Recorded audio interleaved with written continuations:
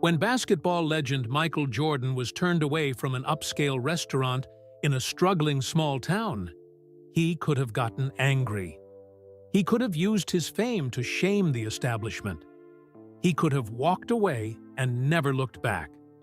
Instead, he did something no one expected, something that would change the town forever. This is the story of how one door closing led to countless doors opening, and how the greatest revenge isn't revenge at all. Michael Jordan stepped out of his sleek, black SUV, stretching his tall frame after the long drive. His teenage nephew Darius bounced out of the passenger side, eyes wide with excitement. "Uncle Mike, I still can't believe you brought me on this trip," Darius said, looking up at the man who wasn't just his uncle, but a legend to millions. Jordan smiled, ruffling the boy's hair. "Someone's got to keep me company while I scout this kid everyone's talking about."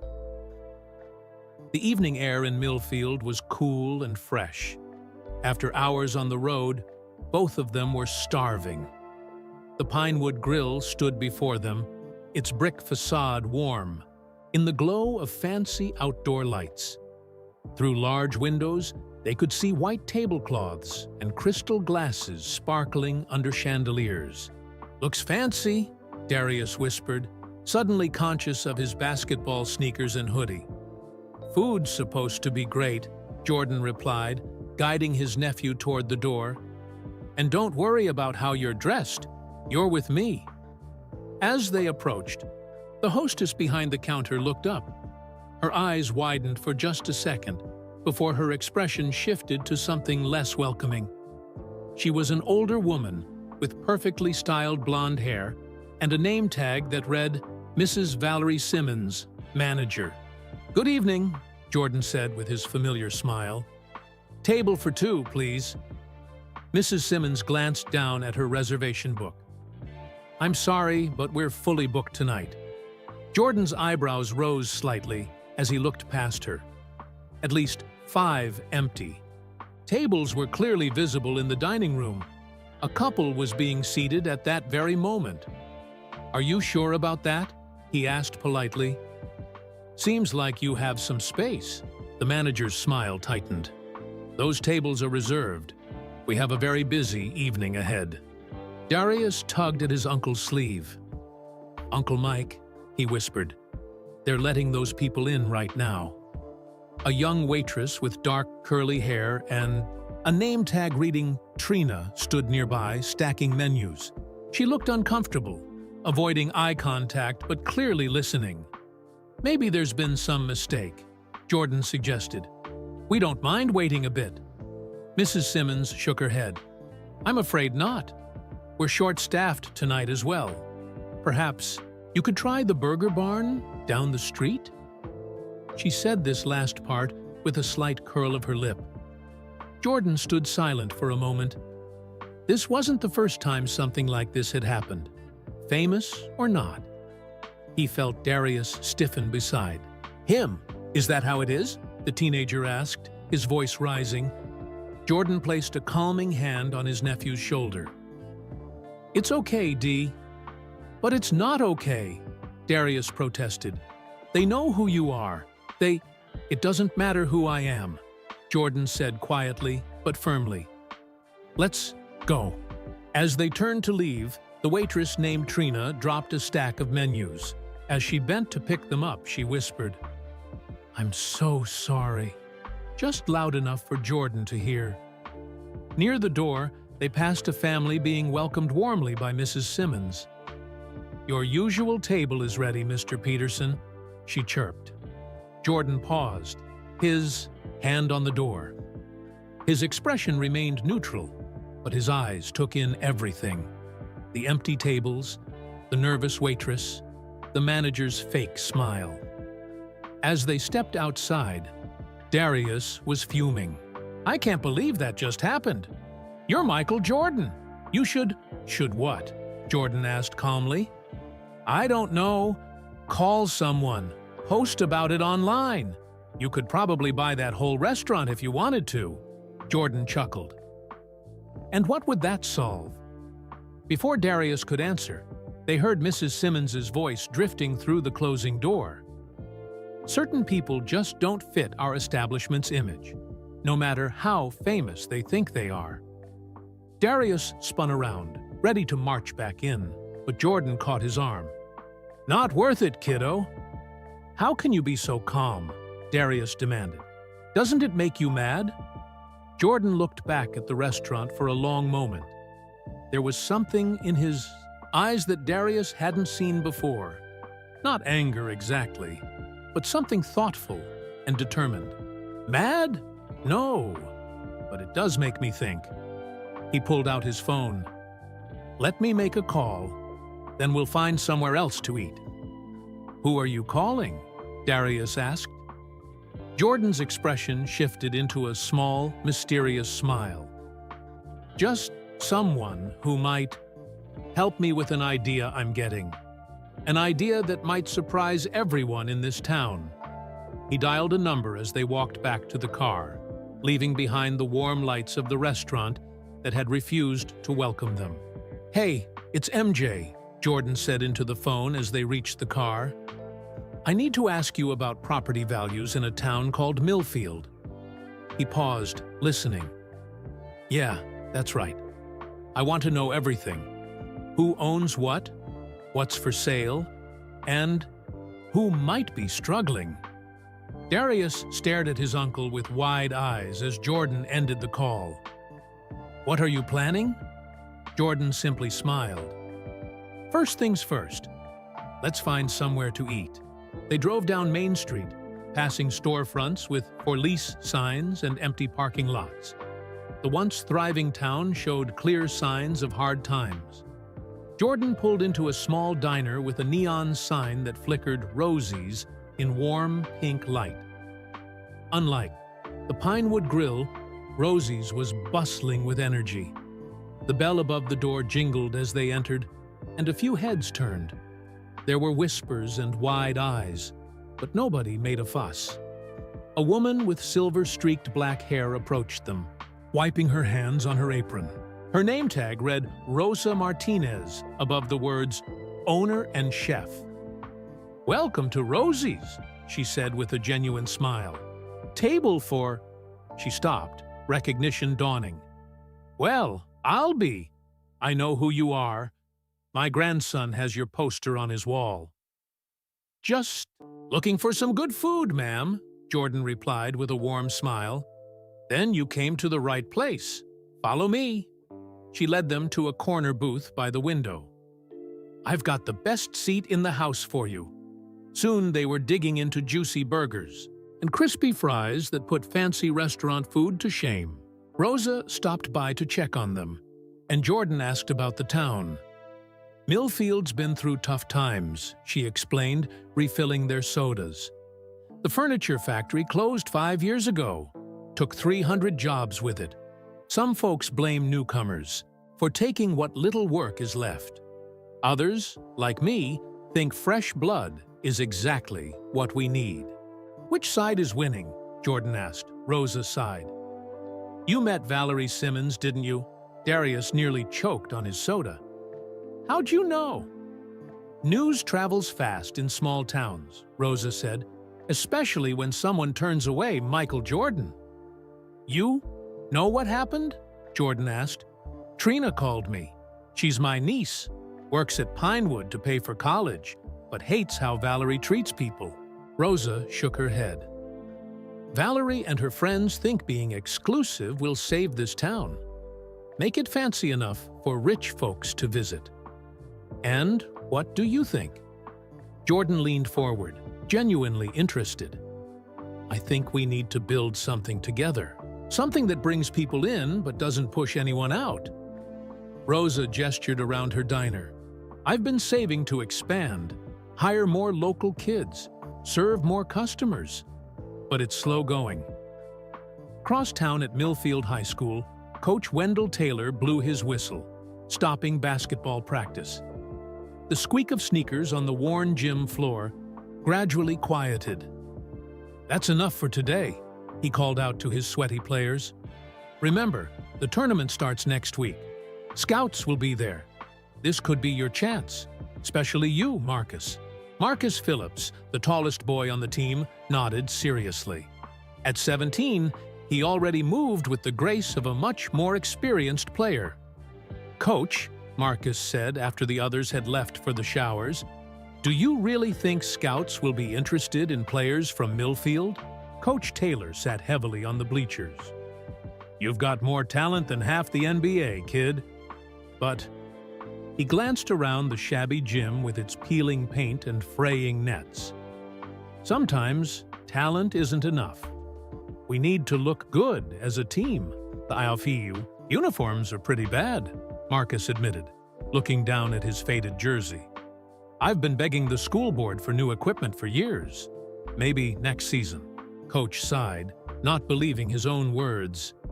Back at Rosie's, Jordan and Darius were finishing their meal when Rosa brought them each a slice of homemade apple pie.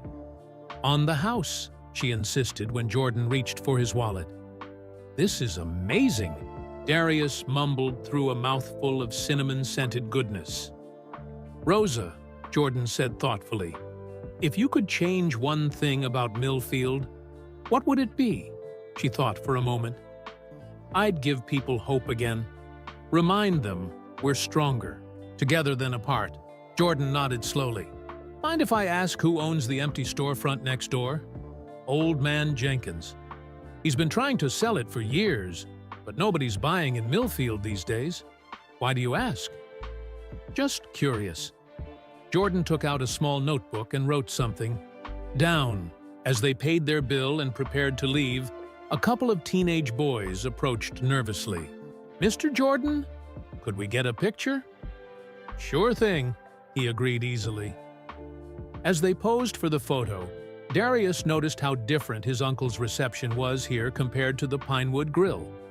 Here, he was welcomed like family. Later, as they drove to their hotel, Darius finally asked, "So, are you going to tell me what you're planning?" Jordan glanced at his nephew. "You ever hear the saying, 'Success is the best revenge'?" "Yeah, but I'm thinking bigger than revenge," Jordan interrupted. "When someone slams a door in your face, you have two choices. You can keep banging on that same door, or—" He smiled mysteriously. "Or what?" Darius pressed. "Or you can build your own door, maybe even your own house. One with room for everybody." Jordan's phone buzzed with a text message. "And it looks like I've got some building to do."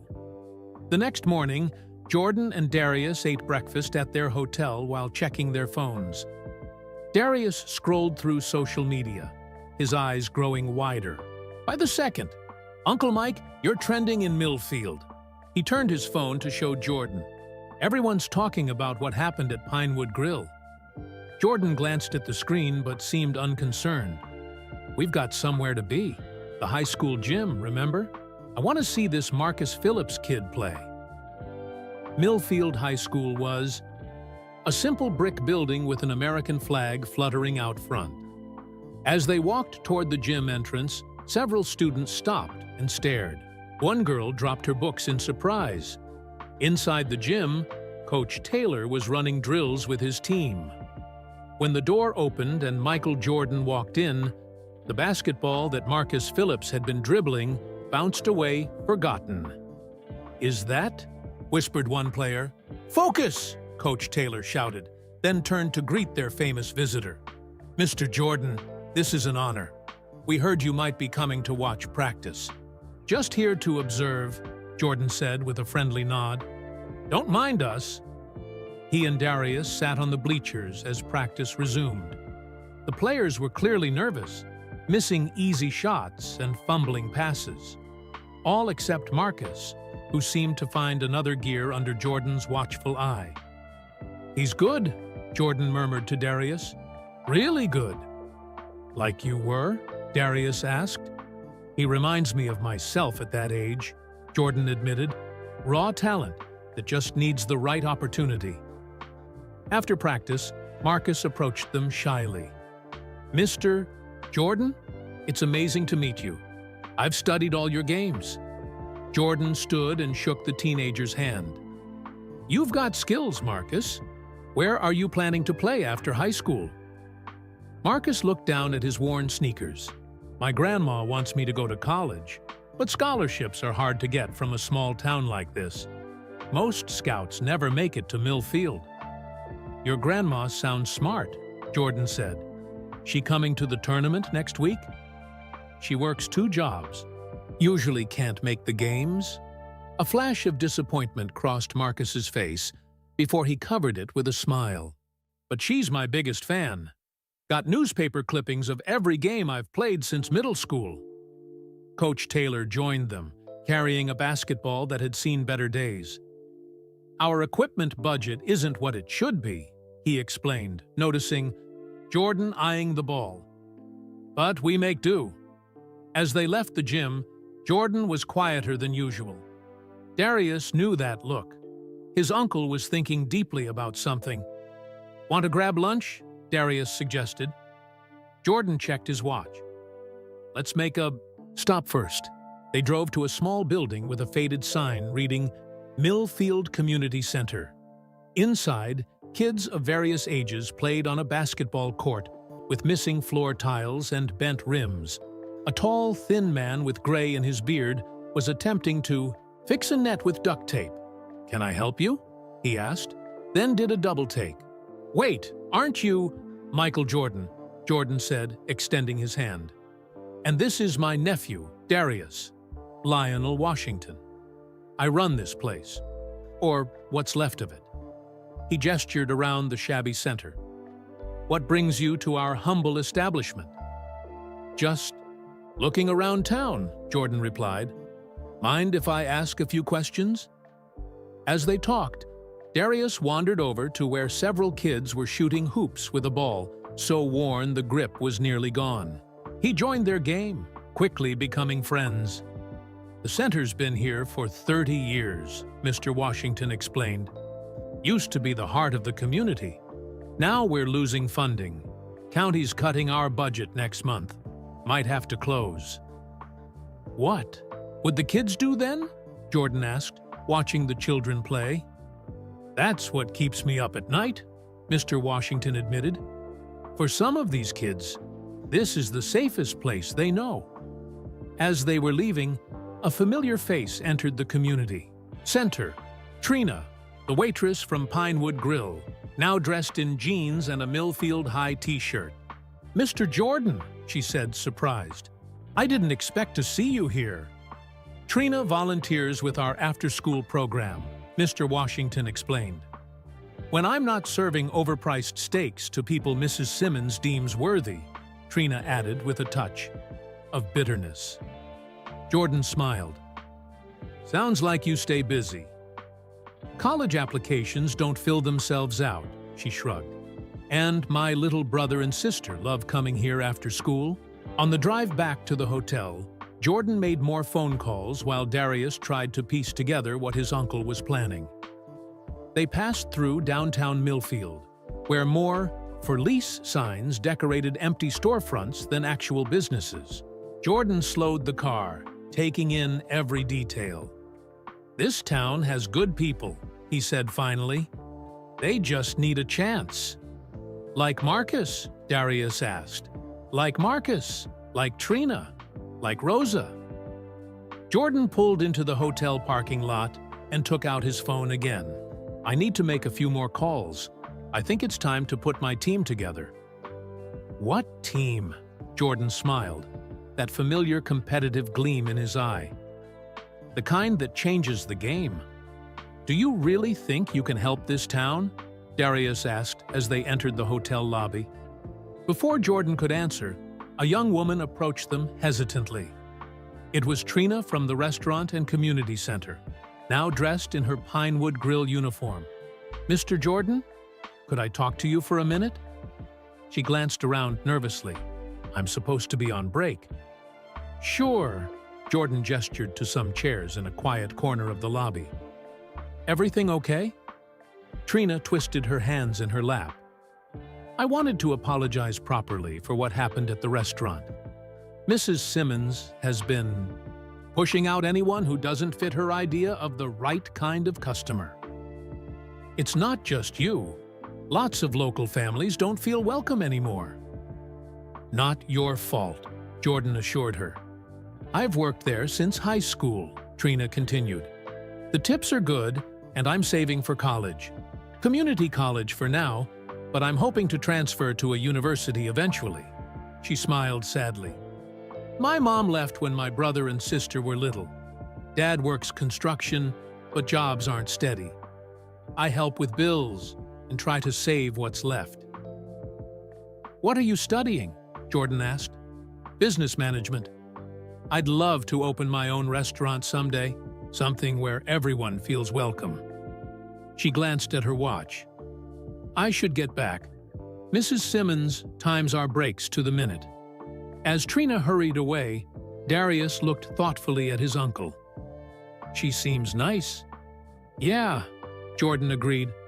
This town is full of people with dreams and no way to reach them. He checked his phone. I've got a meeting in an hour. Want to explore a bit more? They walked down Main Street, stopping occasionally so Jordan could take notes or snap pictures. Many storefronts stood empty, their windows dusty and displaying faded "For Lease" signs. An elderly couple nodded at them as they passed. Town ain't what it used to be, the old man commented. Factory closing hit us hard. What kind of factory? Jordan asked. Furniture. Made the finest dining tables and chairs you ever saw. Shipped all over the country. Pride and sadness mingled in the man's voice. I worked there 42 years. Now it's just an empty building at the edge of town. After the couple moved on, Jordan made another note in his phone. You're collecting a lot of information, Darius observed. Knowledge is power, Jordan replied. If you want to win, you need to know the court you're playing on. Later that afternoon, Jordan met with a man in a business suit while Darius waited in the hotel restaurant. When Jordan rejoined him, his expression was satisfied. Who was that? Darius asked. Real estate agent. Gave me some interesting information about property values here. Are you buying something? Like the restaurant that wouldn't serve us? Jordan chuckled. That would be the obvious move, wouldn't it? But I'm thinking bigger. As evening approached, they decided to eat at Rosie's again. The diner was busy, but Rosa waved them to a table she'd apparently been saving for them. Word is you've been all over town today, Rosa said as she brought their food. People are talking. Good things, I hope, Jordan smiled. Mostly curious, Rosa admitted. We don't get many celebrities in Millfield, especially ones who seem interested in our little town. After dinner, they drove past the high school. The lights were on in the gym despite the late hour. Curious, they went inside to find Marcus alone, practicing shot after shot. Don't you ever rest? Jordan called out. Marcus jumped, then grinned when he saw who it was. Mr. Jordan, I didn't expect to see you again.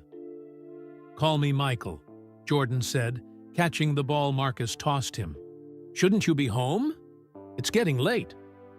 Grandma's working her night shift at the hospital. She's a cleaning supervisor there, Marcus explained. Coach lets me use the gym when I want extra practice. Jordan nodded, understanding the dedication. Mind if I join you? For the next hour, Jordan worked with Marcus, giving him tips and demonstrating techniques. Darius joined in too, the three of them laughing and playing until Marcus had to catch the last bus home. Thanks for the practice, Marcus said earnestly. It means a lot. You've got real talent, Jordan told him. Keep working hard. Back at the hotel, Darius flopped onto his bed, exhausted. That was fun. Marcus is cool. Yeah, Jordan agreed, sitting at the desk with his notebook open. Reminds me of myself at that age. All that talent and determination, just needing the right opportunity. So, what's the plan, Uncle Mike? You've been making calls and taking notes all day? Jordan leaned back, considering his nephew's question. You know how coaches always say there's no I in team? Darius groaned. That's like the oldest sports cliché ever. Maybe, but it's true. Jordan tapped his notebook. One person can't fix everything wrong with this town, but a team? That's different. He picked up his phone and dialed. Hey, it's MJ. Remember that favor you owe me? He smiled at whatever the person on the other end said. I'm calling it in. I need your help with something in a town called Millfield. He made several more calls after that. To his business manager, to former teammates, to people Darius had never heard of. Each conversation added a new piece to whatever puzzle Jordan was assembling.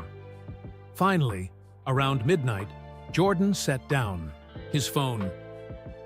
First round of calls done. Are you going to tell me what you're planning? Darius asked sleepily. Not yet, but I'll tell you this. When someone shows you who they are, believe them. Mrs. Simmons showed us who she is, Darius said.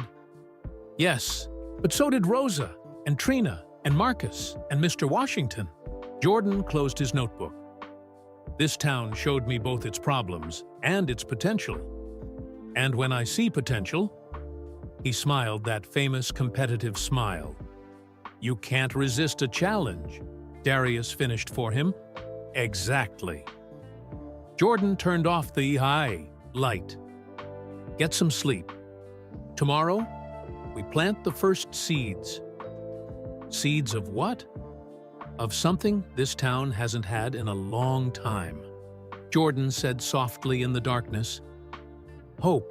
Over the next 3 days, strange things began happening in Millfield. It started with a large delivery truck that pulled up outside Rosie's diner early in the morning.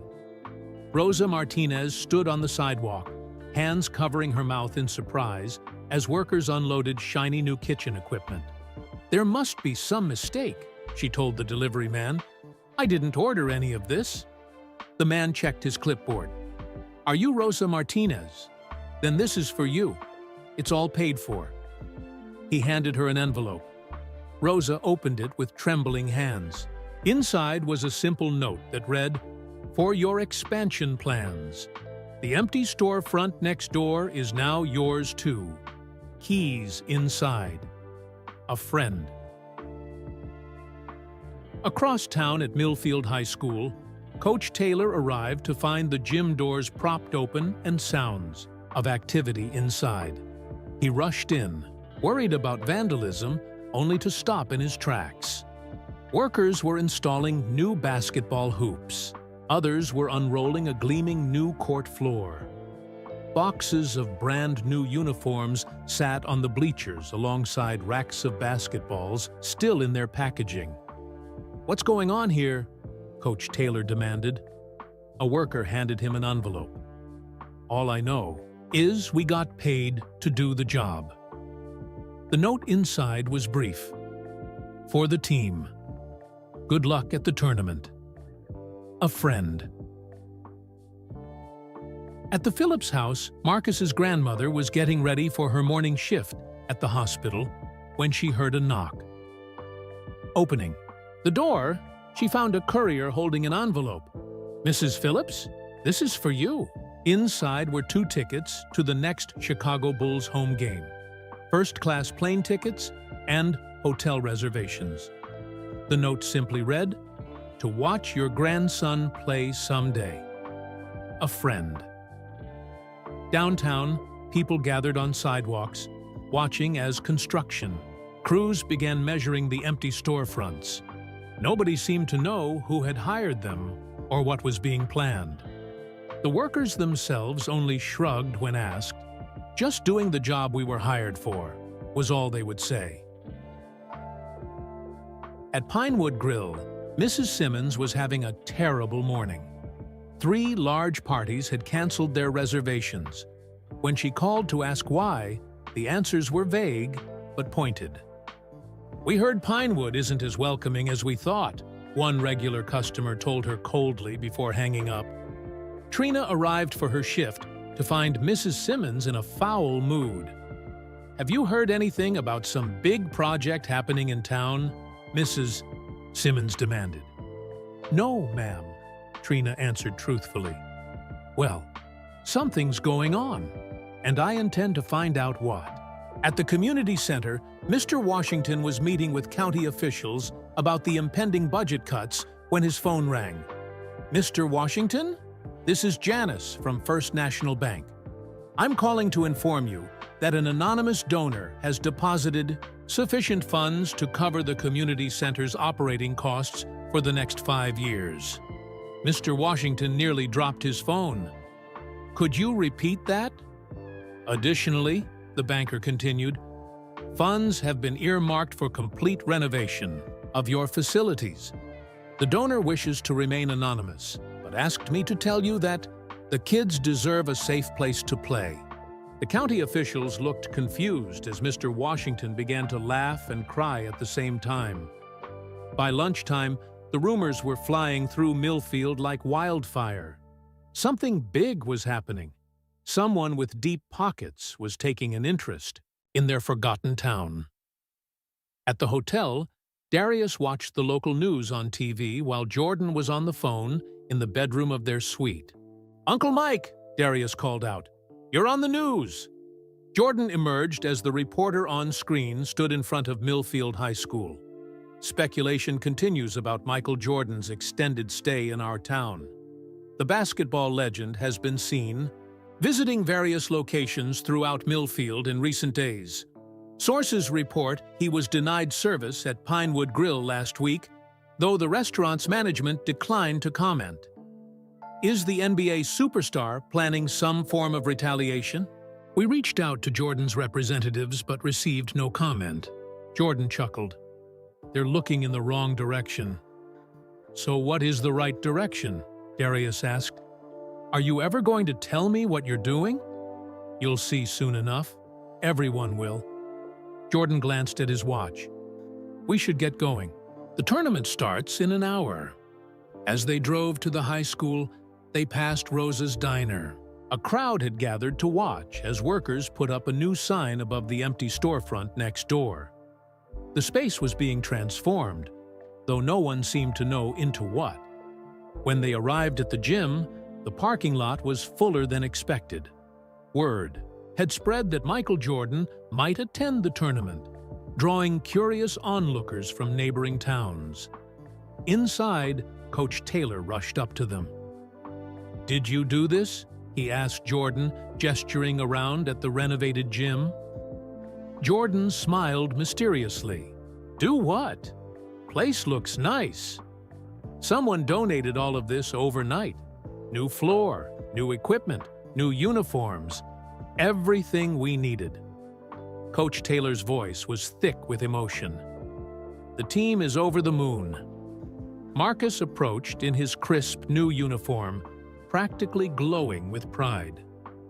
"My grandma got tickets to see the Bulls play," he said, bewildered.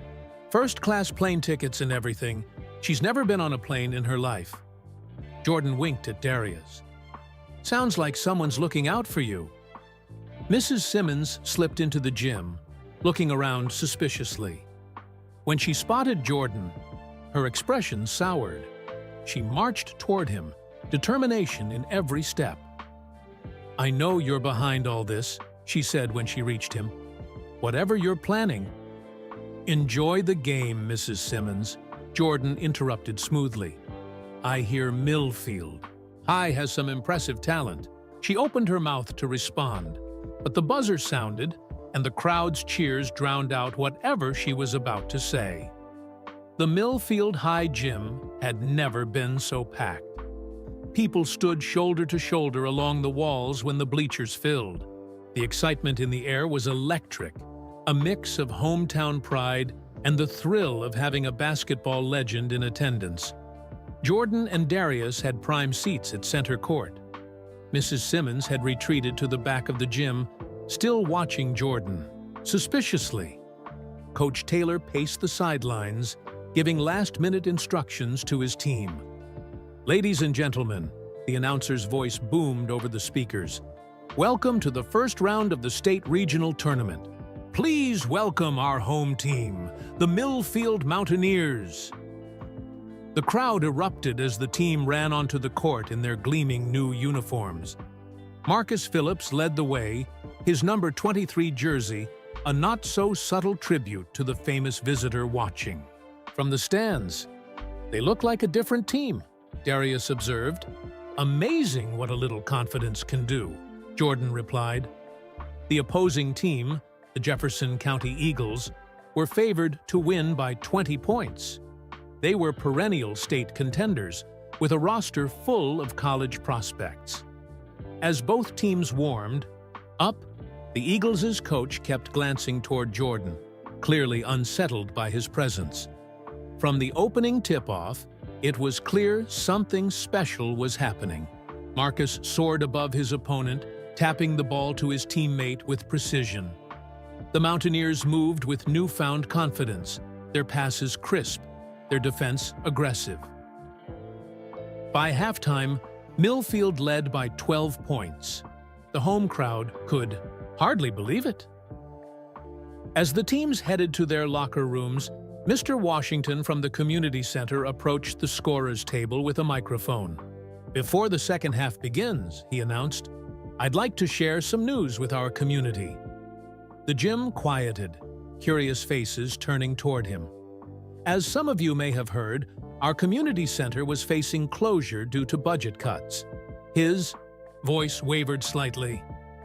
"Today, I received news that not only will the center remain open, but it will be completely renovated with new facilities for our children and seniors."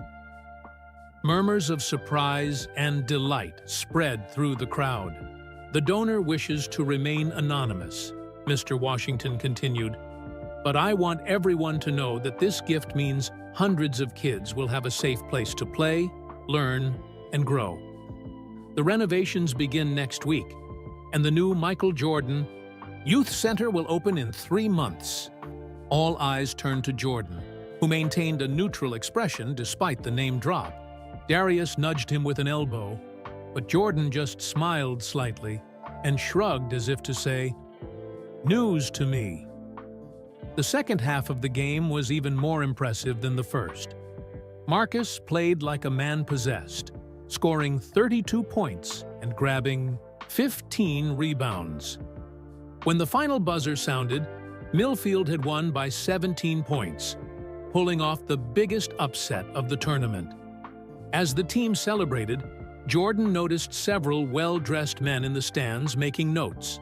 College scouts, just as Coach Taylor had hoped. They were watching Marcus with obvious interest. "Incredible game, young man," one of them said, approaching Marcus afterward. He handed him a business card. "I'd like to talk to you about your college plans." Marcus's face lit up as he pocketed the card. 2 more scouts approached him before he made it to the locker room. "You did it," Darius said to his uncle as they watched. "That kid's going to get a scholarship." "He earned it," Jordan replied. "I just made sure the right people were watching." The tournament continued over the next 3 days.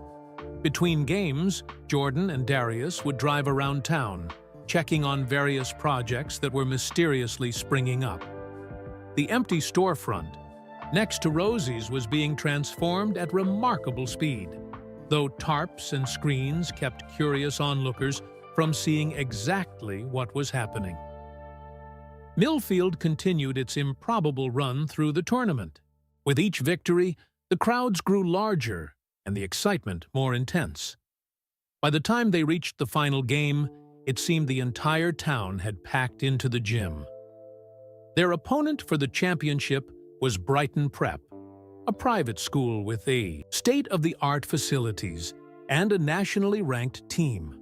Before the game, their coach approached Jordan in the hallway. "It's an honor to meet you, Mr. Jordan," he said, extending his hand.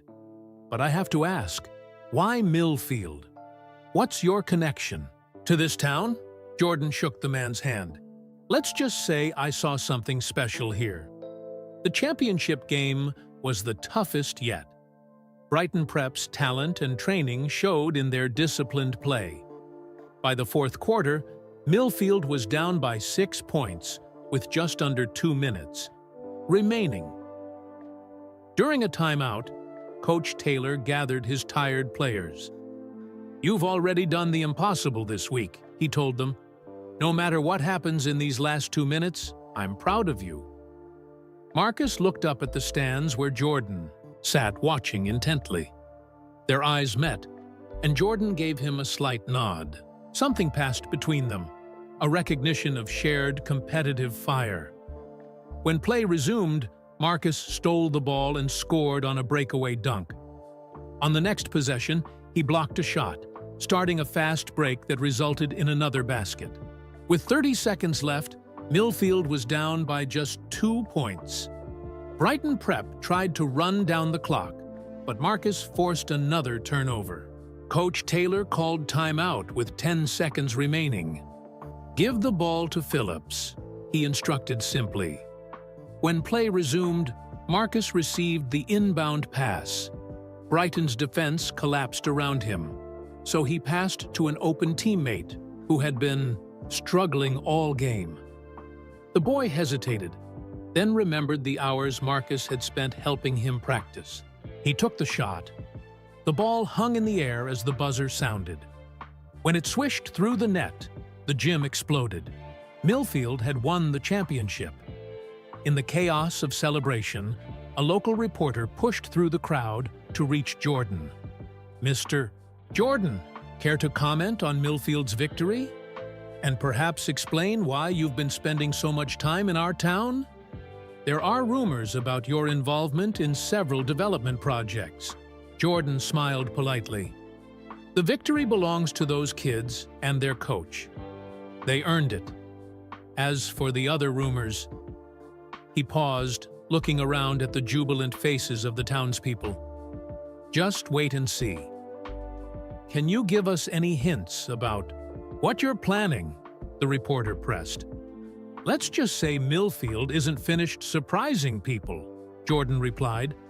"Sometimes the best comebacks happen when nobody's expecting them." As they left the gym, Darius noticed his uncle taking one last look at the celebrating team.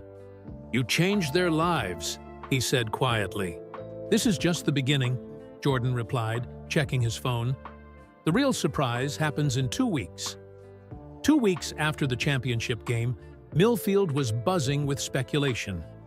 Jordan and Darius had left town the day after the tournament, but construction crews remained, working around the clock on multiple projects throughout the town.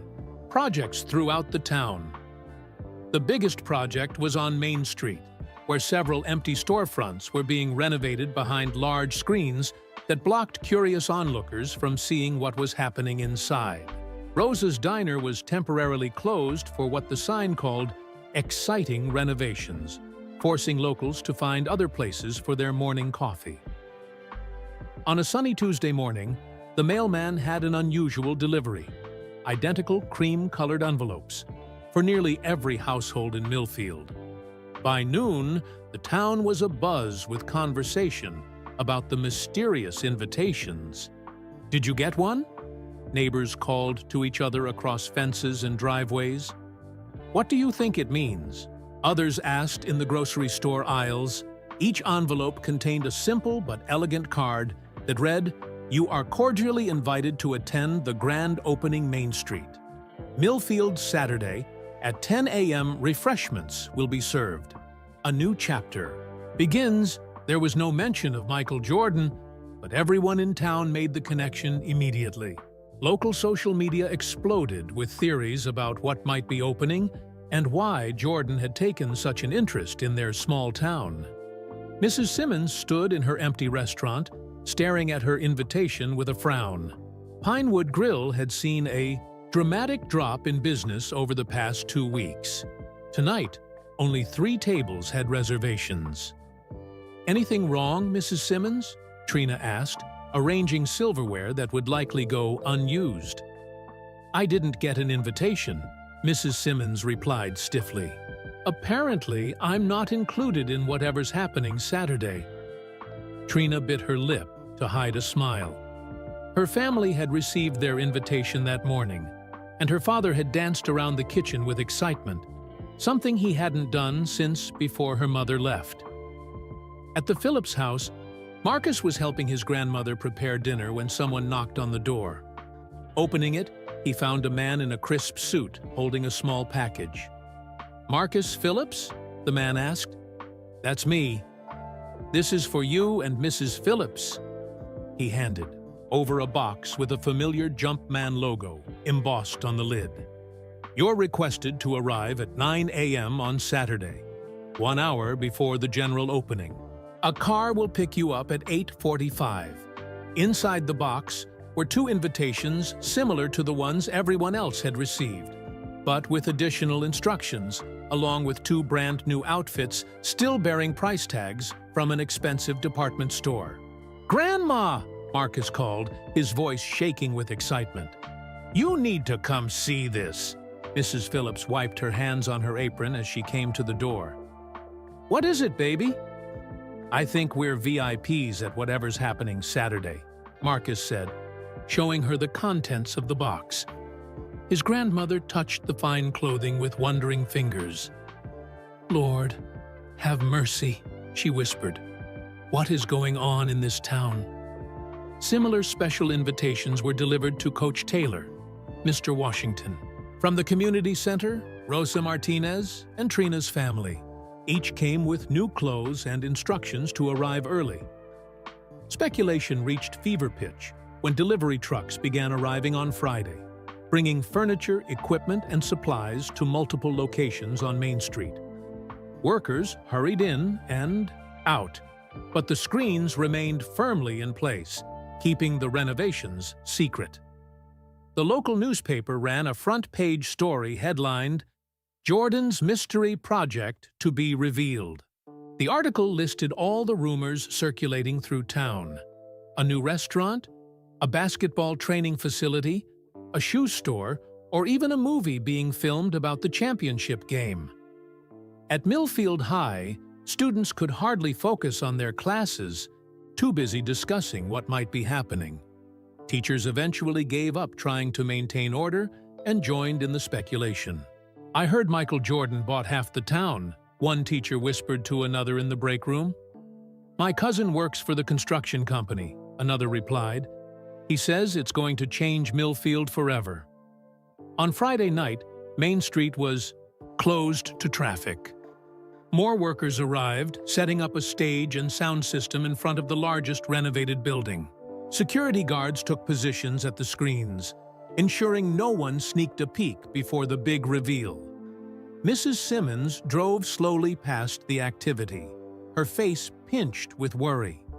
She had called everyone she knew, trying to get information about the EET grand opening, but no one seemed to know the details. Or if they did, they weren't sharing with her.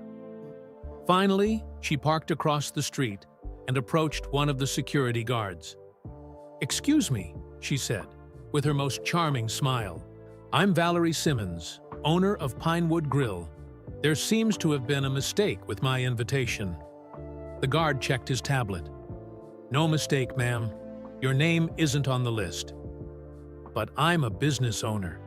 Surely I should be included in whatever's happening here." "I just follow the list, ma'am," the guard replied firmly. "And your name isn't on it." Mrs. Simmons returned to her car, humiliation burning her cheeks. For the first time, she began to wonder if turning away Michael Jordan might have been a mistake.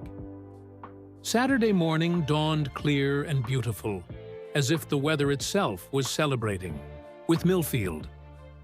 By 9 a.m., Marcus, his grandmother, and the other special guests had been picked up in sleek black cars and whisked to Main Street, where they were led behind the screens for a private preview. By 9:45, the rest of the town had gathered, in front of the stage, buzzing with anticipation. Children sat on parents' shoulders for a better view. Elderly residents were given chairs at the front.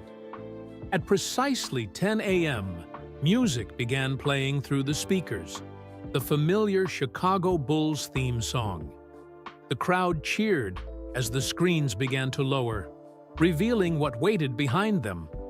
A collective gasp rose from the crowd as the screens fell away. What had once been a row of empty, dilapidated storefronts was now a gleaming strip of brand-new businesses. Fresh paint, new windows, and elegant signs transformed the entire block. In the center, where the largest empty building had stood, was a beautiful restaurant with a simple sign reading 23 Community Kitchen. Just as the crowd was taking in the sight, Michael Jordan himself stepped onto the stage, dressed in a crisp suit. The roar that greeted him was deafening. Darius stood slightly behind him, beaming with pride at his uncle. "Good morning, Millfield," Jordan said into the microphone. The crowd cheered again, still not quite believing that the basketball legend was addressing their small town. "Thank you all for coming today. I'm excited to share something special with you." He waited for the noise to die down before continuing. "A few weeks ago, I came to your town to scout a talented young basketball player." He nodded toward Marcus, who stood to the side of the stage in his new clothes, blushing at the attention. What I didn't expect was to learn so much about Millfield and its people. Jordan's expression grew more serious. "As some of you may have heard, my first night here didn't go exactly as planned. I was turned away from a restaurant despite there being plenty of empty tables." Murmurs ran through the crowd. Everyone knew the story by now. "Now, I could have gotten angry," Jordan continued. "I could have used my name and influence to shame that business. I could have walked away and never thought about Millfield again." He paused. "But that's not who I am. And more importantly, that one experience didn't define my impression of your town." He gestured to the crowd. "Because for every door that closed, I found so many more that opened. I met people like Rosa Martinez, who welcomed me into her diner with genuine kindness." He pointed to Rosa, who stood near the stage in a beautiful new dress, tears streaming down her face. "I met Marcus Phillips, a young man with extraordinary talent and an even more extraordinary heart." Marcus waved shyly as people applauded. "I met Lionel Washington, who has dedicated his life to providing a safe place for Millfield's children, even as funding disappeared." Mr. Washington nodded, standing tall in his new suit. "These people showed me the true spirit of Millfield," Jordan said. "They showed me a community that has faced hard times, but never lost its heart. They showed me people who look out for each other, who dream of a better future, who just need an opportunity to shine." He walked to the edge of the stage, his voice growing more passionate. "That's why I decided to do something different. Instead of tearing down, I wanted to build up. Instead of closing doors, I wanted to open new ones." Jordan gestured to the renovated buildings. "Today, I'm proud to announce the opening of the 23 Community Kitchen, a restaurant that will serve affordable, healthy meals to everyone in Millfield, regardless of their background or income. No one will ever be turned away for how they look or who they are." The crowd erupted in cheers again. "But this isn't just a restaurant," Jordan continued when the noise subsided. "It's also a training center, offering culinary and business skills to Millfield's youth. And I'm pleased to announce that Rosa Martinez will be managing the kitchen." More cheers as Rosa wiped her eyes, smiling through her tears. "With Trina as assistant manager, while she attends community college on a full scholarship from my foundation." Trina, standing near her family in a pretty blue dress, covered her mouth in shock. She hadn't known about the scholarship until this moment. "The 23 Community Kitchen isn't owned by me," Jordan explained. "It's owned by Millfield itself, through a community trust that will reinvest all profits back into local development.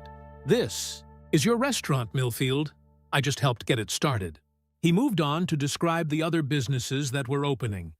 a youth sports equipment store that would provide free gear to children who couldn't afford it, a career development center offering job training and placement services, and a small business incubator to help locals start their own companies. Each of these businesses will be staffed by Millfield residents, Jordan said. In fact, we've already hired 50 people, with plans to add another 30 jobs in the next 6 months. A buzz of excitement ran through the crowd. In a town devastated by factory closures, 50 new jobs was transformative news. Now, I'd like to invite some special guests to join me, Jordan said, gesturing to Marcus, his grandmother, Coach Taylor, Mr. Washington, Rosa, and Trina. They climbed the steps to the stage, looking both nervous and excited. These individuals represent the best of Millfield, Jordan told the crowd. They welcomed a stranger, showed kindness when it wasn't required, and worked hard every day to make their community better. They've inspired me, and they'll be helping run these new ventures. He turned to Mrs. Phillips, Marcus's grandmother. Mrs. Phillips, you've worked 2 jobs for years to support your grandson's dreams. Today, I'm honored to offer you the position of Community Outreach Director for the entire project, with a salary that means you'll never have to clean another hospital room again, unless you want to. The elderly woman broke into tears as Marcus hugged her tightly. Jordan continued with similar announcements for each person on stage. Jobs and opportunities that matched their skills and dreams. Coach Taylor would run a youth sports program. Mr. Washington would direct an expanded community center. Rosa would manage the restaurant. Trina would work part-time while attending college. This is just the beginning, Jordan told the cheering crowd. Today we're opening these businesses, but there's more to come. We've purchased the old furniture factory and will be reopening it next year, creating manufacturing jobs with fair wages and benefits. The announcement sent a wave of disbelief and joy through the audience. The factory had been the heart of Millfield's economy for generations. Before we cut the ribbon and invite you all to tour the new facilities and enjoy a free meal at the community kitchen, I want to share something personal, Jordan said, his voice growing quieter. The crowd hushed, leaning forward to catch his words. Some of you might be wondering why I've done all this, why I'd invest in a town I'd never visited before, why I'd care so much about a place where I experienced rejection. He smiled slightly. The answer is simple, but it's not what you might think. This isn't about revenge. It's about recognizing and repaying kindness. The kind of kindness that changed my own life many years ago. Jordan looked out at the expectant faces. You see, this isn't actually my first visit to Millfield. I was here once before, long before I was famous, when I was just a skinny kid with big dreams. He paused, letting the revelation sink in. And what happened during that visit is something I never forgot, something that inspired everything. You see, today, the crowd was completely silent now, hanging on Jordan's every word. Even those who had lived in Millfield their entire lives were struggling to remember if they'd ever seen a young Michael Jordan in their town. But before I tell that story, Jordan continued, I have a few more announcements to make, because today isn't just about new businesses, it's about new opportunities for everyone in Millfield. He gestured to a group of well-dressed people standing to the side of the stage. I'd like to introduce some friends of mine, business leaders who have agreed to invest in Millfield's future. One by one, the executives stepped forward as Jordan introduced them. The CEO of a sportswear company that would open a distribution center on the edge of town. The founder of a tech startup that would establish a customer service hub downtown. The director of a healthcare company planning a new clinic. Together, these businesses will create over 300 new jobs in Millfield within the next year, Jordan announced. The crowd's reaction was emotional. People hugged each other, some crying openly at the news. For a town that had seen nothing but closures and layoffs for years, this was almost too much to believe. "Now," Jordan said, "let's talk about education." He nodded to Darius, who handed him a large envelope. The Jordan Foundation is establishing a scholarship fund for Millfield High graduates. Starting this year, every student who maintains a B average and gets accepted to college will receive financial assistance. Coach Taylor stepped forward. And for our athletes, we have even more exciting news. The high school gym isn't the only facility getting an upgrade. We're building a full youth sports complex that will host regional tournaments, bringing visitors and business to Millfield year-round. Pictures of the planned complex appeared on a large screen behind the stage. The crowd gasped at the modern design featuring multiple courts, fields, and training facilities. Several of my former teammates will be running basketball camps here. Each summer, Jordan added, and thanks to our new corporate partners, these camps will be free for Millfield kids. Marcus looked like he might faint from excitement. Jordan placed a hand on his shoulder. "Speaking of sports, I'm especially proud to announce that Marcus Phillips has received offers from 12 Division I colleges, all of whom were very impressed by his performance in the state tournament." The crowd erupted in cheers for their hometown hero. Marcus's grandmother dabbed at her eyes with a handkerchief. "But Marcus has options," Jordan continued. "In addition to these college offers, he's also been offered an internship with my company, with full college tuition included. The choice is his to make. No pressure." Marcus was overwhelmed, unable to speak as the town applauded him. Mr. Washington stepped to the microphone next. "I'm pleased to announce that the renovated community center will be ready in just 2 months. It will include not only sports facilities, but also tutoring programs, arts classes, and career counseling for all ages." He unveiled the architectural plans, showing a facility 3 times the size of the original center, with modern amenities and plenty of space for community gatherings. Trina was next to speak. "The 23 Community Kitchen isn't just a restaurant," she explained, her voice growing more confident as she continued. "It's also a training center where young people can learn culinary and business skills. And," she glanced at Jordan, who nodded, "encouragingly, we'll be offering a special program for single parents, providing job training and childcare so they can build better futures for their families." This announcement hit home for many in the crowd, including Trina's own father, who stood with her younger siblings, pride evident on his face. Rosa stepped forward next. "The community kitchen will serve food that everyone can afford," she said. "We'll have a sliding scale for payments and a program where customers can pay for meals in advance for those who can't afford them." Jordan returned to the microphone. "There's one more project I'd like to announce," he said.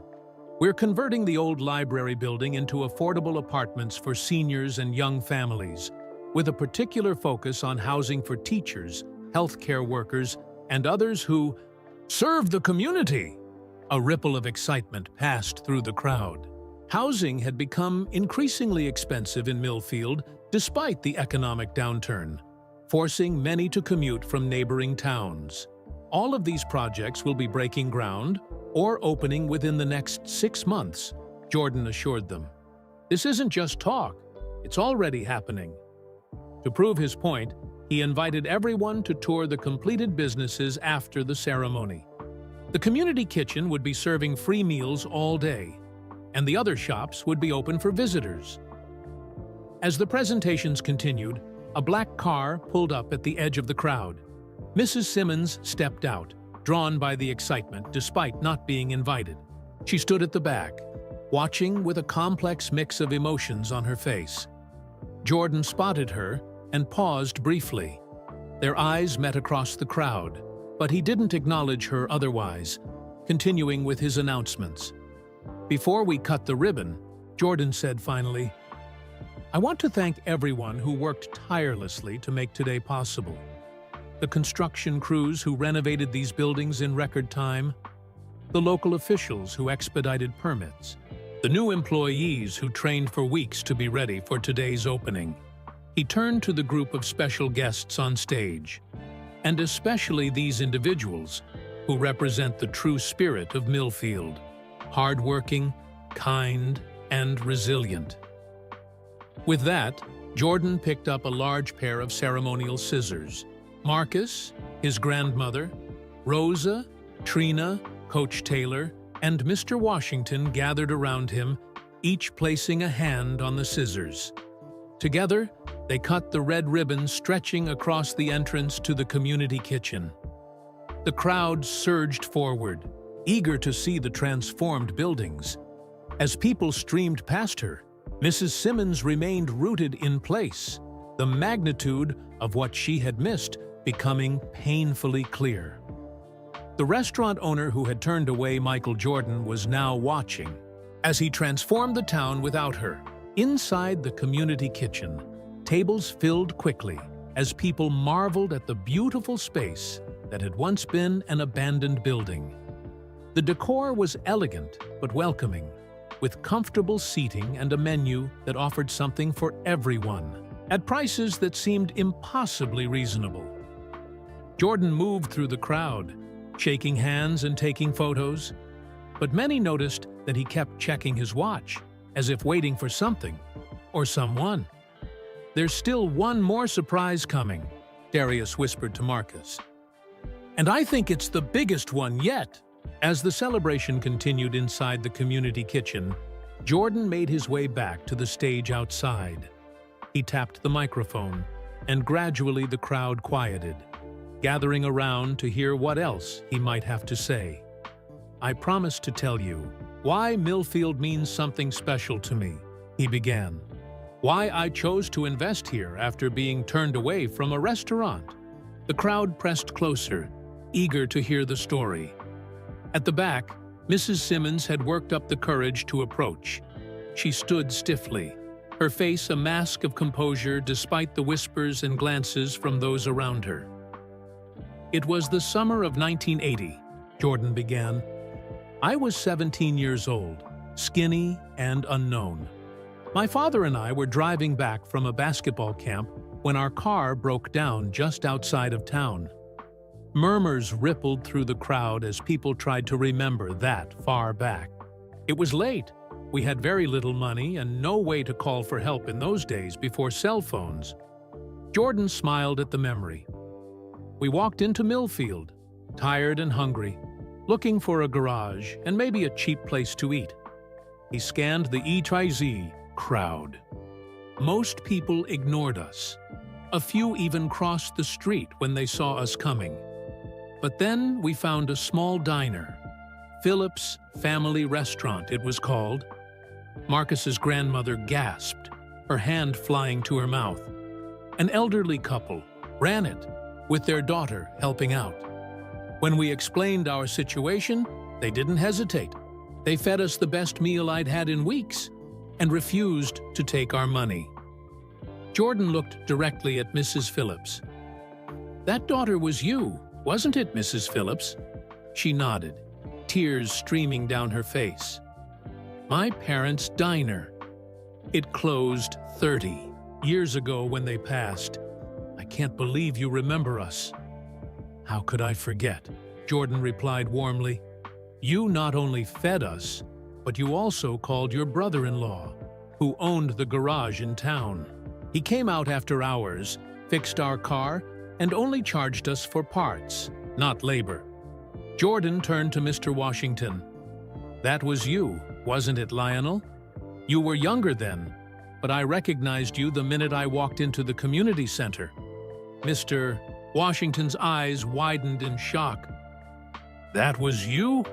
That skinny kid with the broken-down Chevy? Lord have mercy, I never made the connection." "We stayed overnight at the motel while you fixed the car," Jordan continued. "The next morning, we were on our way. But I never forgot the kindness we received in Millfield. when we needed it most. The crowd was silent, absorbing this revelation. That experience taught me something important, Jordan said. Success doesn't mean anything if you forget where you came from and the people who helped you along the way. Every one of us needs help sometimes. What matters is how we respond when we have the chance to be the helper. He looked meaningfully around the crowd. When I was denied service at Pinewood Grill, it would have been easy to get angry or use my celebrity status to cause trouble. But then I started meeting people in Millfield. Good people working hard and looking out for each other despite tough times. And I remembered that long ago night when this town showed me kindness. Jordan gestured to the renovated buildings. This isn't about revenge. It's about repaying a debt from long ago and paying it forward to a new generation. It's about remembering that we rise or fall together as a community. Mrs. Simmons had worked her way to the front of the crowd. She stood straight-backed, her pride still intact despite the public reminder of her mistake.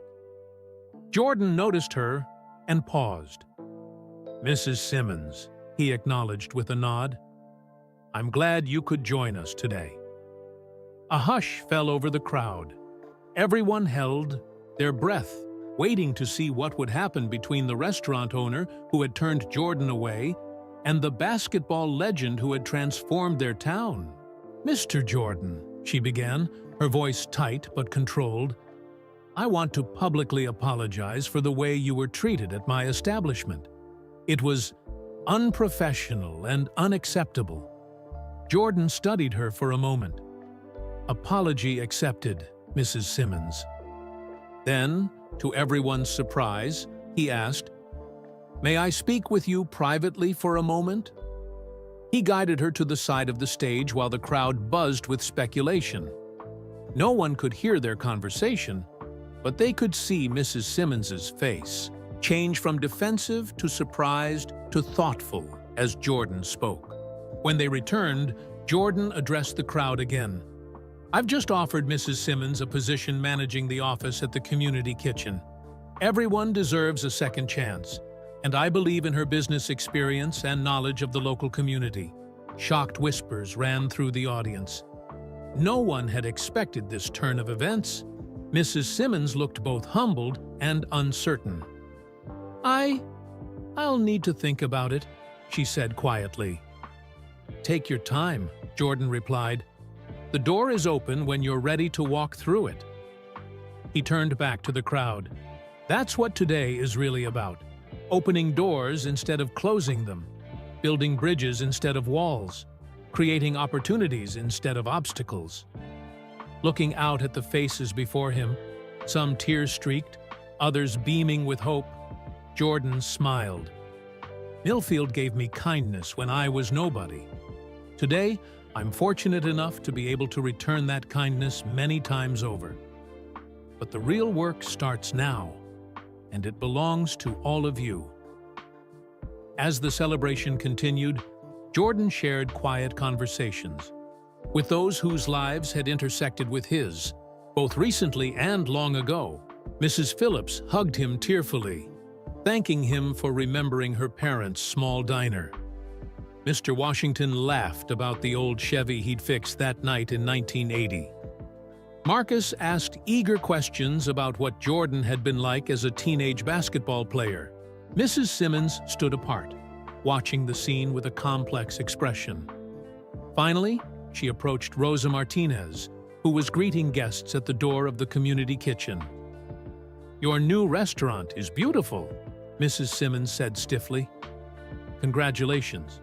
Rosa studied her for a moment, then smiled warmly. "Thank you, Valerie.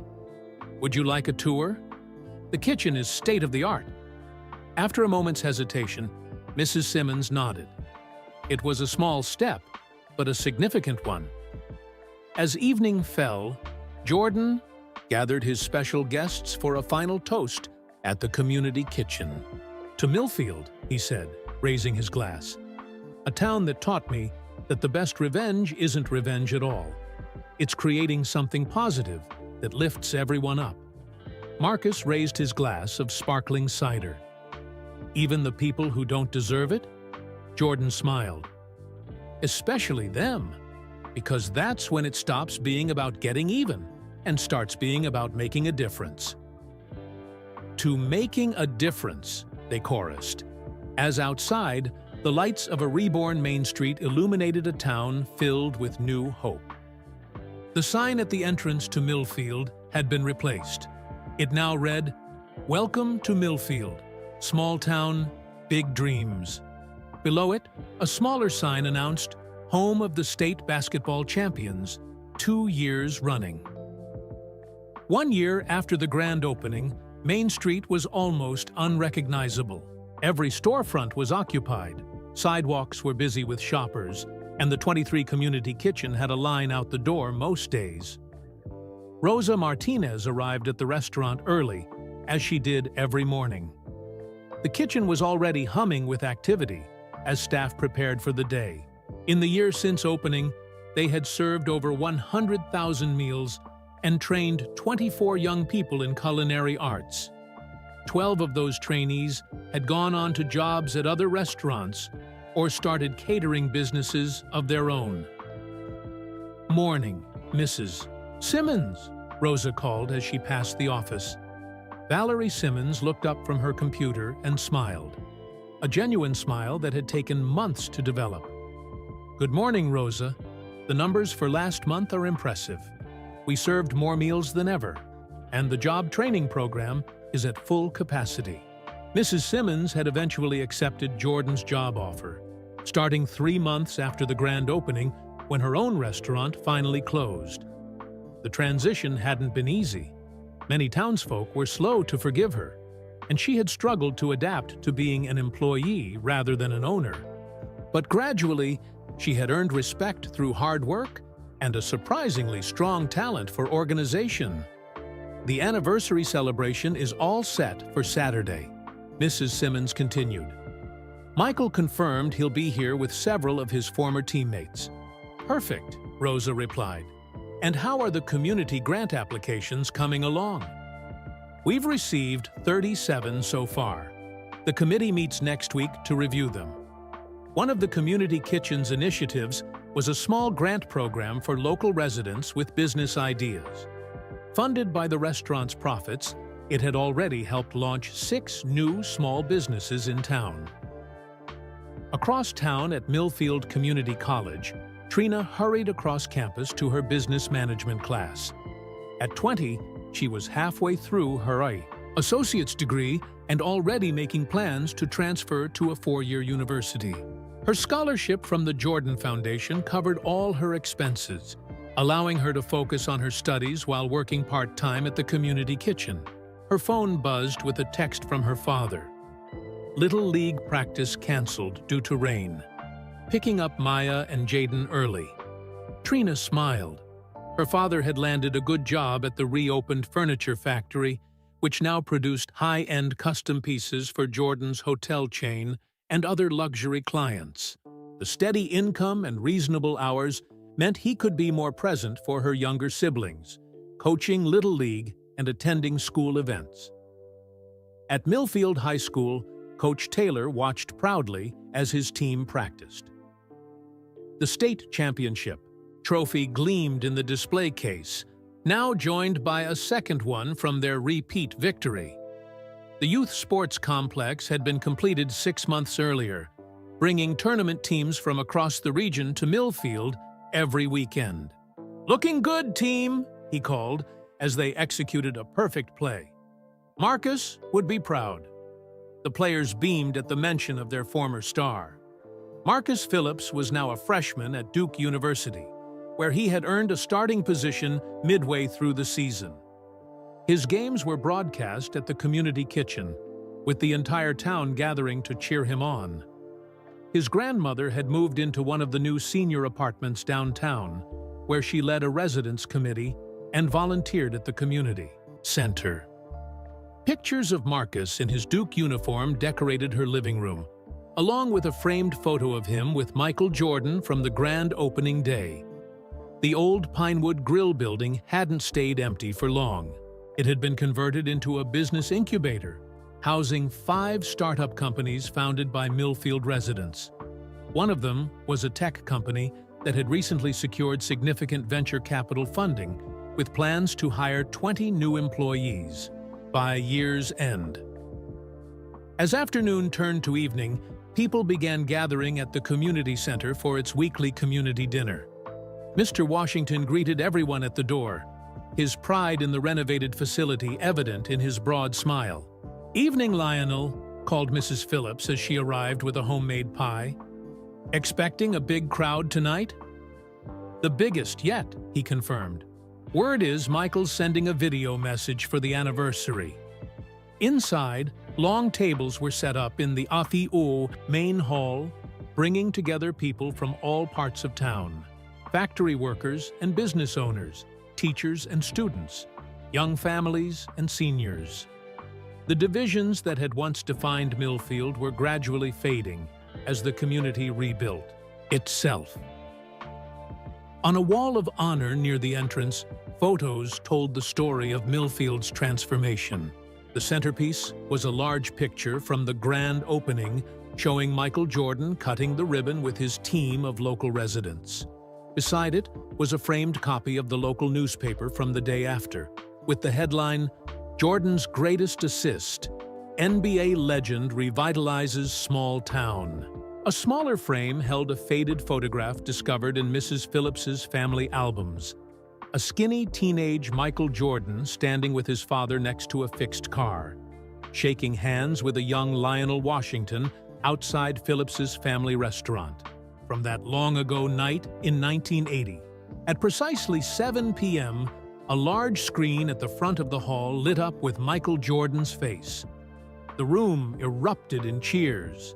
"Hello, Millfield," he greeted them warmly. "I wish I could be there in person tonight, but I'll see you all on Saturday for the anniversary celebration." He spoke for several minutes about the progress the town had made and his pride in what they had accomplished together. As he finished, he grew more serious. "1 year ago, we talked about opening doors instead of closing them. You've done exactly that. But remember, this was never about one person's vision, not even mine. It was about a community recognizing its own strength and potential." He raised a glass. "To Millfield, not just the town you were or the town you are, but the town you continue to become. I'm honored to be part of your story." As the screen went dark, the room filled with applause. Mrs. Simmons, sitting near the back, wiped a tear from her eye. Beside her, Rosa reached over and squeezed her hand in a gesture of friendship that would have seemed impossible a year ago. Outside, the lights of Main Street glowed warmly against the evening sky. Millfield wasn't perfect. No place is. But it had found something powerful. The understanding that a community is built not by excluding people, but by welcoming them. Not by closing doors, but by opening them wide enough for everyone to walk through together. Where are you listening from today? Drop your location in the comments below. We'd love to know how far this story of kindness and transformation has reached. If this tale of Michael Jordan's unexpected response to rejection touched your heart, please hit that like button to help. Spread the message that the best revenge isn't revenge at all, but creating positive change that lifts everyone up. And if you enjoyed this story, don't miss our next inspiring video. It's appearing on your screen right now. Just click to continue your journey with more uplifting content that reminds us all of the power of kindness and second chances. Remember, like Michael Jordan showed us, we all have the power to turn closed doors into new opportunities. See you in the next video.